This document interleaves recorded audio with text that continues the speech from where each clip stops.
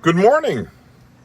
This is Albert Raley, and I'm running for President of the United States as an independent, write-in candidate.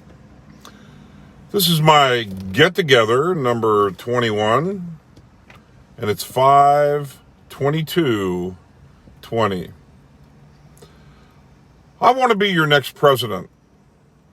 I need to be your next president. And I'm going to try to convince you of that. Here's why. Until now, I've been coming to you as a calm, intelligent, problem-solving candidate with vision. Well, I'm going to start to get a little more assertive. I'm going to start to put a little more verbs in my sentences. I'm getting upset and borderline mad. And when I get mad, I take more action. Good morning, Ken Ewing. I'm upset because I see an overall decline in our country, and I see it getting worse, especially because of this pandemic. Chris Sandvik Minnick, hello. I see a lack of leadership on the part of those that are supposed to be in control. I don't think we acted soon enough about this pandemic, and we don't know how to open up our country. Things about how soon did we hear about it? Where did it come from? Fred Huff and Jody Pfeiffer. And Trina Upperman, hi. On top of all that, our deficit is just being added to. Our unemployment is awful. You might say, well, it's going to get back. Well, we hope it gets back. Brenda Crow, hi. Frankly, folks, our country is dying. Yeah, and I'm going to fix it for you. You know, it's easy to say, well, we have the best country in the world. We have the best economy in the world. Hi, Kip Wilt. But do we? I saw a video starring Jeff Daniels in it, where he was addressing a forum of students, and he actually got a little upset, and he went out and he stood up and said, here's why we're not the best country in the world, but rest assured, we have a very good country, and we can even make it better. Oh, I love this country. That's why I'm trying to fix all these problems. Jacob Morgan, hi. And I'm the only person that I know can fix it, because people are gelled in their thinking. You know, you got politicians with money and everything, and they've been raised in wealth and politics, and they haven't been a commoner like me. I can bring this country from dystopia, which means where things are going wrong, a lot of things are going wrong, to utopia, where things are getting better and better and almost ideal. Ryan Chapman and Steve Boggs, good morning to you. You know how I can do this? I got common sense and intelligence, and I'm guided by God. I didn't want to mention that before, because when you say something about religion and God, and it sounds like you're a religious zealot, and you know, people saying, oh, we don't want, Stacy Seifers, Fink, hi. And people say, oh, that Raley guy, my God, you know, he's like a religious nut. No, that's not me. Don't think about me like that. Why else would someone with my political experience, which is none, no money, and a commoner, even attempt, or why would I be chosen by God to do this? I don't know, but I've been. On November 21st, the idea came in my head about becoming president, and I think that was divinely guided. Hi, Blake Raley. And all along the way, I've been thinking, how do I get the word out there? How do I get my name out there? How do I get people to believe in me? Well, you know, I talk to God about every night. Peg Connor, hi. And normally it's just our regular conversation, but every once in a while I'll say, God, if you want me to be president of the United States, if you think I'm worthy of it, give me some guidance, will you? And every once in a while a new thing will pop in my head. Richard Goldsworthy and Jake Reynolds. Everybody needs God in their life. Cindy Hannah Livingston, hi. And folks, this thing about unity, equality, religion, our country was founded on religious freedom, and why we're trying to get away from it, I really don't know. Ryan Raley, hi. There are so many signs that not only our country, but the world is declining. I believe that the wake-up call is a wake-up call from God saying, come on, folks, you're slipping. Let's go back on track. I saw a report last night on 60 Minutes about how our world, our country, has experienced a rise in temperature, floods, hurricanes, tornadoes, fires, etc. When I was a teenager, there was a documentary and a book by Hal Lindsey called The Late Great Planet Earth. And I'll never forget at the end, Hal Lindsey said, there's always been wars and rumors of wars and pestilence and floods and so forth. But he said, now it's the frequency and the magnitude of those. Folks, nature, God is still in control. Rich Godlove, hi. And we've been aware of these things and for a while, and we need to work on them. We need to try to, and the first big step is trying to be good people and do all the right things. And I want to help you do that. Lyrics of songs, very powerful, meaningful. We listen to the music. Do we always listen to the words? They're good teaching tools, good pieces of advice. And this kind of pertains to me. This is from The Greatest Showman. 'Cause every night I lie in bed, the brightest colors fill my head. A million dreams are keeping me awake. I think of what the world could be, a vision of the one I see. A million dreams, it's all it's gonna take. A million dreams for the world we're gonna make. And how about these lyrics from a country song? And boy, it really pertains today. The only thing for certain anymore is uncertainty. That's my brief message for this morning. Now, I would like to have you ask me some questions. My sons are watching here. Karen Parker is watching. And Karen Parker's brother, Paul Ferdiska, just had a birthday. And I'm not going to say how old he is, but he's catching me. Mark Ryder and Julian Gates. All right, folks, all you have to do is type right there. All right, I'm going to ask myself a question. Al, you said you've traveled a lot. What's the best country you've traveled to? China. It was very cheap. The government subsidizes the tourism industry. And it was very mysterious. I know China right now is in the news. Did they cause this pandemic? This and that and this and that. But I'm going to tell you what. 4 or 5 things, and I might as well just mention them briefly. Whether intentional or not, they want to be the biggest and the best in the world. World's largest population. World's 3rd longest river.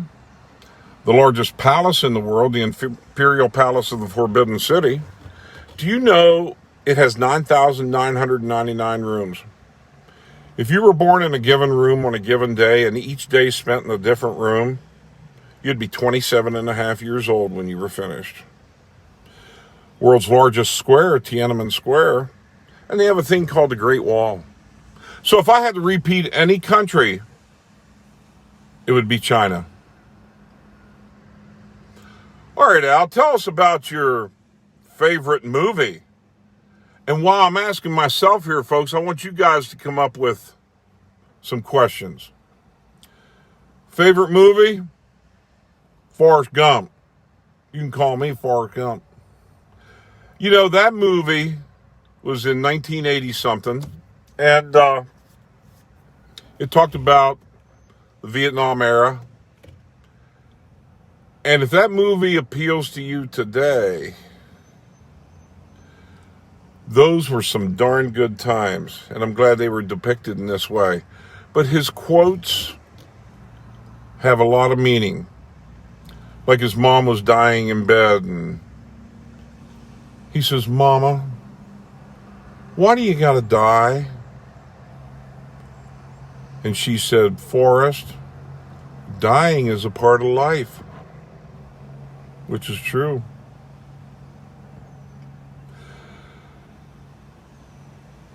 Al, what about a political question for yourself? Benito Reyes, I'm going to stop up and see you there, get some of your food there. And Lorraine Duncan, hi. Al, you know your chances are not very good of becoming president. Why do you keep trying? Jill, hi, Jill Crawford. Why do you keep trying? Because number one, I think I can do the job. Number two, I'm very unique. Amy Ayler, I almost put a K on that, Amy. I remember you, Amy. It's almost ridiculous to think that a guy could campaign from his pickup truck with no money, no experience, doing it all by himself. But you know what? I'm starting to get responses back from the 100 top news agencies that I sent them my rather lengthy story and bio. And all it takes is one of them. I've already been in some national newspapers. I've been in our local paper. But once people hear about me, hear my message, start believing in me, folks, what you see is what you get here. I will turn this country around like a whirlwind. And I can do it with little or no resistance, especially from Congress. I got them in my back pocket because, in case you haven't heard before, there's powers that the president has that he either doesn't know about or he knows about them and is afraid to use them or won't use them for some reason. And it would make all the difference in the world. Quite frankly, you know that Nancy Pelosi? I should negative campaign. Well, I'm not going to negative campaign about the other guys running for president. I'd say, Nancy, I want you to sit there and be quiet. I got it. And if she resists, oh man, I'll give her the old 1-2, buddy. I mean, I will use all the powers of the presidency to make sure things are done right. Jenny Clayton and Brian Callis, hi, good morning. You might say, Al, all these other people through history, don't you think they knew that? Well, you don't know what you don't know, and it's kind of a loophole. But we have somebody running our country right now that just said here in the last day or two, if the pandemic starts up again, we're not going to shut the country down. Well, I would like to think that everything he says is gospel and will be followed through with. But I've seen him back down, say things, and then back down so many times. And you see, folks, people think Joe Biden, and I'm just getting this, I got this before I started running, and I'm getting it definitely after, that Joe Biden seems to be rather incompetent. Our president, Donald Trump, seems to have been doing a real good job, but boy, since this pandemic thing hit, I mean, how can you not wear a mask when everybody else is wearing a mask? You got to set an example. O.C. Raines, hi. I could talk forever, but people that know me know whatever I do very well. And I need to be your next president. Help me get there. You wouldn't believe how much work I'm doing every day to try to get this going. If it works, wonderful. You're going to have a much better life. If it doesn't, I'll just be Albert Raley. It's having a good life. I'll make sure it's a good life. Folks, that's about it for today, unless you have some burning questions. OC, ask Big Al a question. I'll wait for you. Go ahead and type it in there.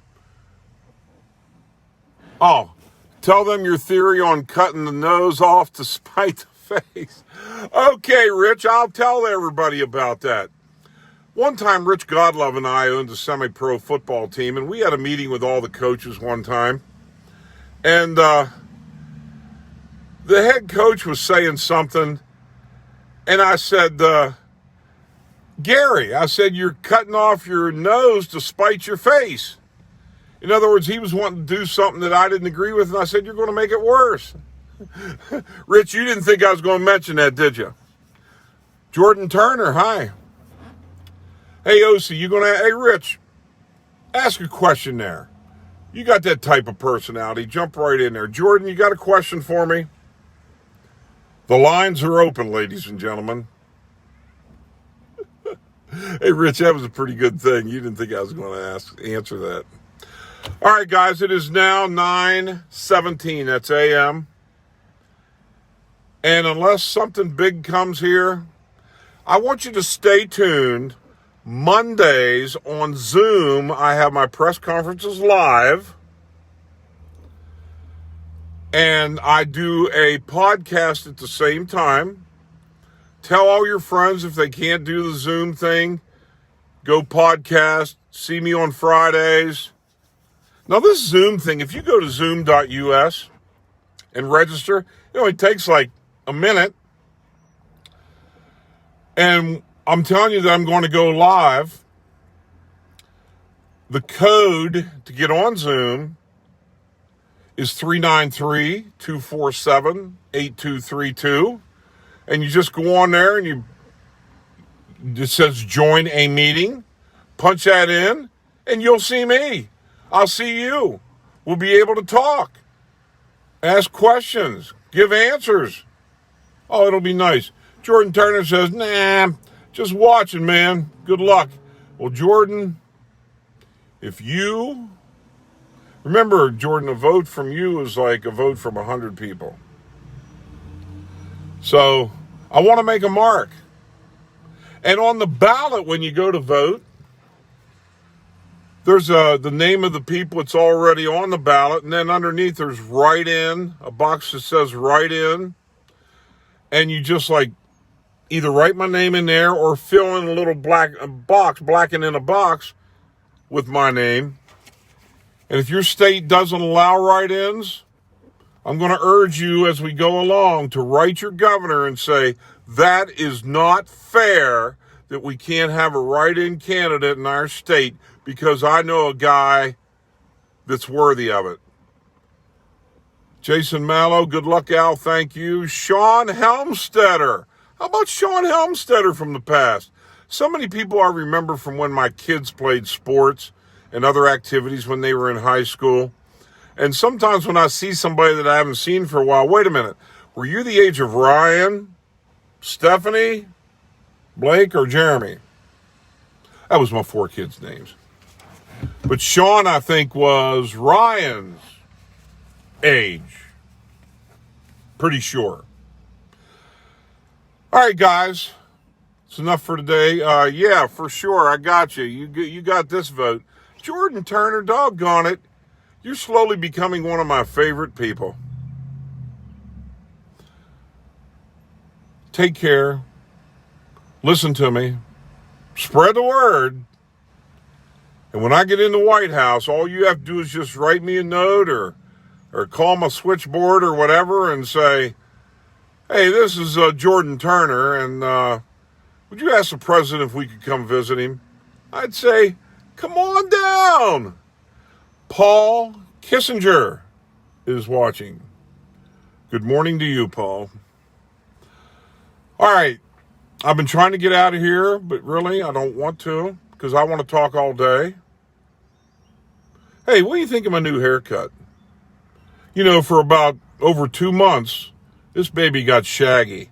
I try to keep it trimmed and everything, but yesterday I went to the sports salon over here, a couple miles away, and oh my gosh, did she make that baby look good. If you think my hair looks good, just go ahead and say something. Andy Pannoni, hi. Roy Weaver. Scott Signs. Well, I'm waiting for somebody to say that my hair looks real nice. Then I had a beard here a couple weeks ago. Quick change artist, you know what I mean?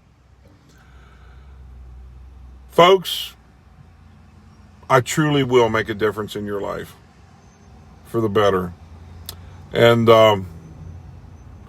Jordan Turner, have a good day, Al, and it's a slick haircut. I like it. And Andy Pannoni, he's the age of my oldest son. Andy's a good old boy. Every time I see him, like I'm at Walmart, McDonald's, I'll say, hey, Andy, what's up? I'll stop and say hi. Yeah. So, friends, memories, togetherness. There's D blank watching. Hello, D. D, ask Big Al a question, will you? Political or non-political, it doesn't matter. And D, I believe you're the lady that's the educator, correct? You certainly have a lot to say. Okay, folks. Thanks. Stay tuned. And Big Al will be back. Believe me. Take care.